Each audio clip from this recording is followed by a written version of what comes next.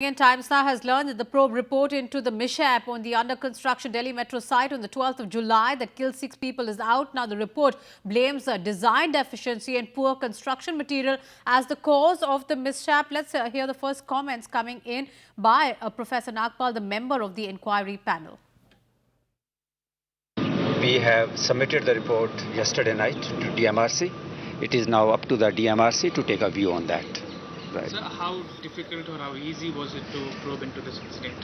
Well, the only difficult part was the time constraint. I think within a short time we had to do many investigations. Well, but finally we are satisfied with what we have given.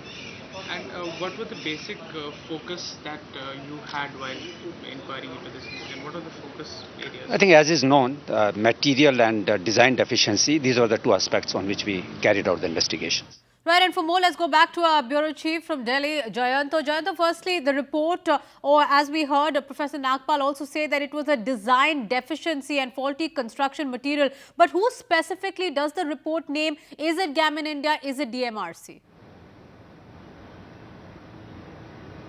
Absolutely, and that is what, if you look at the sequence of events that the DMRC has been trying to do, holding the report before it becomes public. Now let us look at the who constituted this panel, this probe panel, which was led by Professor Nagpal. We heard him just now.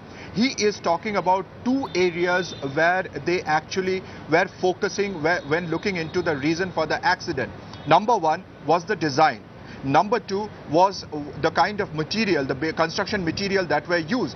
Now, if you remember, Rupali, just on the day that the report was supposed to be submitted, one of the members of this 4-member panel was dropped, and he is Mr. Rajan Kataria. Now, the question arises, why was Mr. Kataria dropped from that probe panel? The reason being that he heads the design unit of the metro railways in Delhi, the DMRC design chief.